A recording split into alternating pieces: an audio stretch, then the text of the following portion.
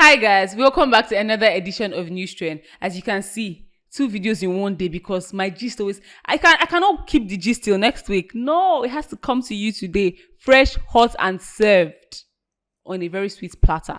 I'm your host Amarachi, and welcome back to News Trend.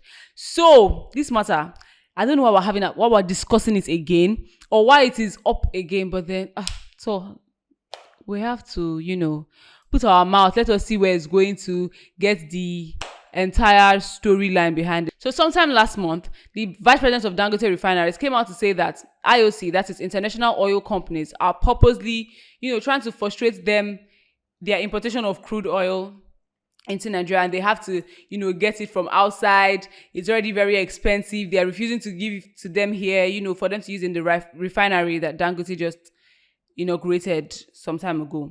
So now that I always like to give you with facts, and I'm not just misquoting or missaying.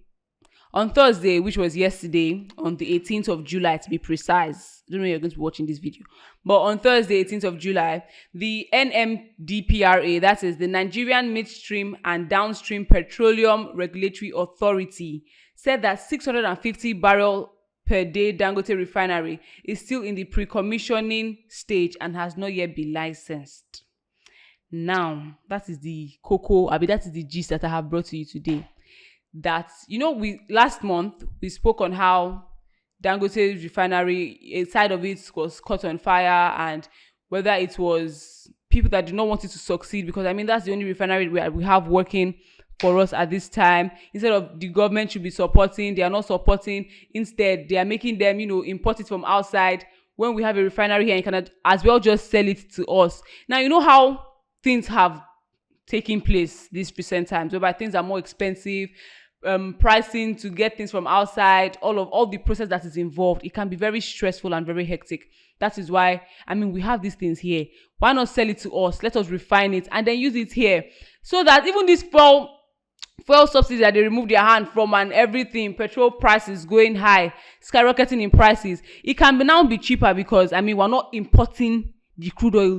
You get the gist. So after all that thing that we dabbled into last month, this month now they are saying that the refinery has not yet been commissioned, that it is 45% completed. So it's now giving, basically, it's like they're now saying, why is he now requesting for local crude oil when his refinery is not yet being commissioned? It was just inaugurated.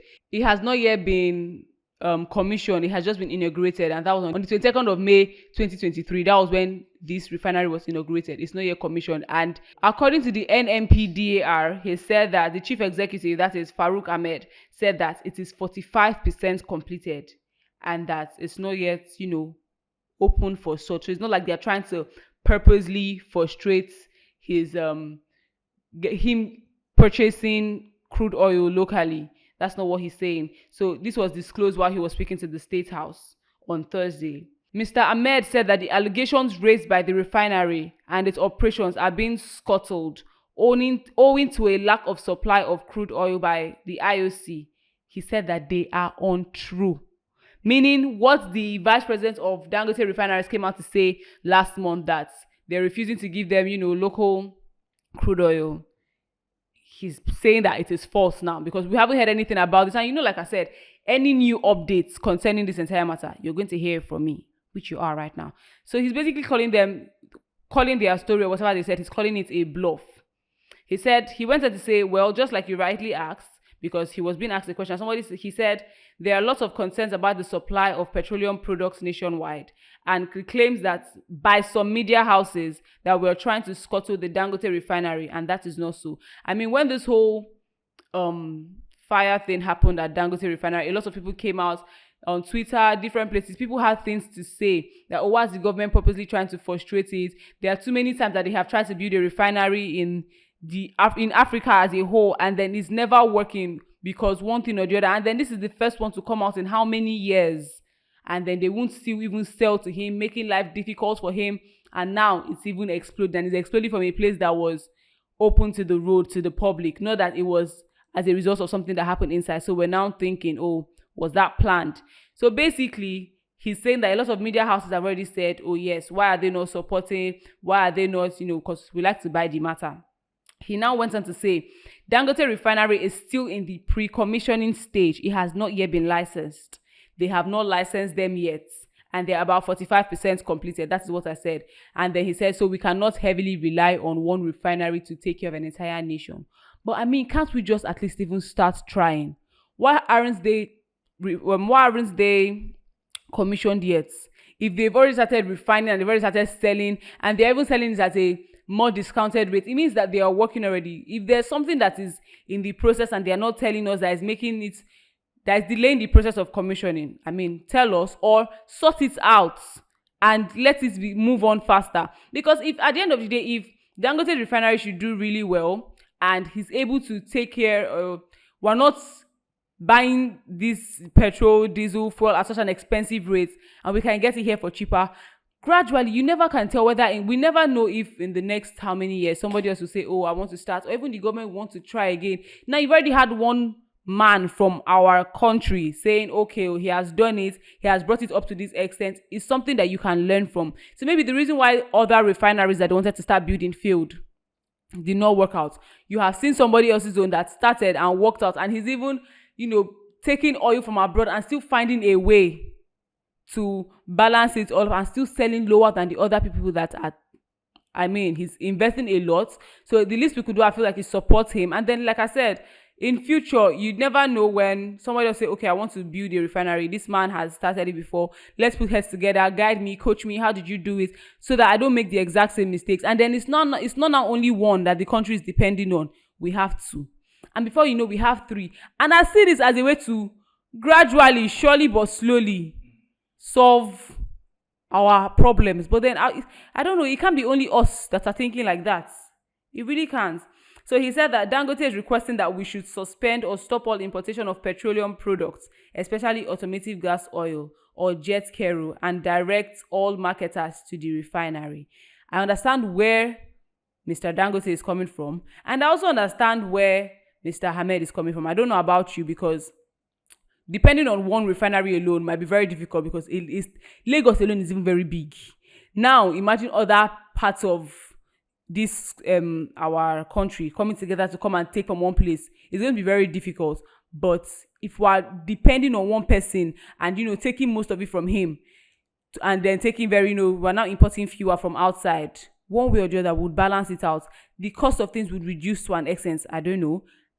From my own perspective, cost of things will reduce to an extent. And like I said, somebody else can start it up again tomorrow in future. So there's now more than one person, and we have two.